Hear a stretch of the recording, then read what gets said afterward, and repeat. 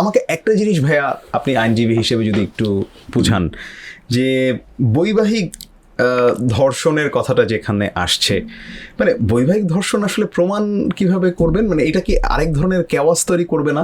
এবং আরেকটা বিষয় হচ্ছে যে ছেলেরা যদি হঠাৎ করে বাংলাদেশে সিদ্ধান্ত নেওয়া শুরু করে যে আমি আসলে বিয়ে করলে তো বিভিন্ন রকম ক্যাচালের মধ্যে আমাকে পড়তে হবে আসলে, এবং যদি প্রমাণ ছাড়াই আমার জন্য অনেক কিছু করে ফেলা যায়, তখন তো মানুষজন আসলে এই ধরনের এখনই অনেকে বিয়ে করতে চান না, অনেকে দেখবেন অনেক বয়সের পরে তারপরে বিয়ে করছেন। আমাদের সমাজটার কি তখন আসলে ভেঙে চুরে একদম খান খান হয়ে যাওয়ার কথা না?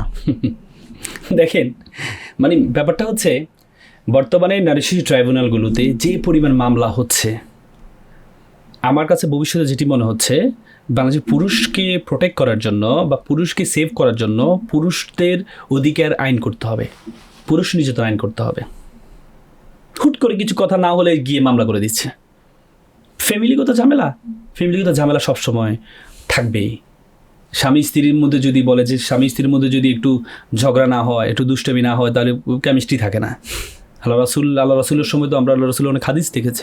আল্লাহ রাসূল একবার তার অন্য একটা স্ত্রীর তরকারি খুব সুস্বাদু হয়েছে, এটা বলেছে আয়েশা রাদিয়াল্লাহু তাআলা আনহা প্লেট কি বলে বাটিকে ফেলে দিল একবারে। আল্লাহ রাসূল খুব চমৎকার হেসে বললো যে বাটি ফেলাটা খুব সুন্দর হয়েছে। তার মানে একটা মানবিক বিষয়। আল্লাহ রাসূল হচ্ছে পৃথিবীর এমন একজন মানব, যে মানবকে মানবিক দুর্বলতা যেন না থাকে সেজন্য বারবার ওনাকে কলবকে পরিষ্কার করা হয়েছে। জিবরাইল আলাইহিস সালাম এসে ওনার কলব পরিষ্কার করেছেন, কারণ মানবিক দুর্বলতার বাইরে কোনো মানুষ হতে পারে না। এই জন্য আর বলা হয় যে আল্লাহ রাসূল কোনো দোষ করেননি, কোনো ভুল করেননি। কিয়ামতের দিন সকল নবী উত্তরসূরিরা তার নবীর কাছে যাবে, তখন নবী বলবে ইয়া নাফসি, আমি নিজে বাঁচতে পারছি না, আমি তোমাকে কি বাঁচাবো? তুমি এক কাজ করো, শেষ নবী হযরত মুহাম্মদ সাল্লাল্লাহু আলাইহি সাল্লামের কাছে যাও। ওনার কোনো দোষ নেই, ওনার কোনো ভুল করেনি। কেন? তার মানে আল্লাহ রাসূলকে কলব বারবার পরিষ্কার করা হয়েছে যেন মানবিক দুর্বলতা যেন ওনার মধ্যে না থাকে। তো মানবিক দুর্বলতা আমাদের মানুষের মধ্যে আছে। আজকে যদি নারীদেরকে যদি এই ক্ষমতা দেওয়া হয়, তাহলে দেখবেন এখন যে ডিভোর্স হচ্ছে আরও ভয়ঙ্কর আকার ধারণ করবে। আমাদের ফ্যামিলি সিস্টেমটা একবার ডিস্ট্রয়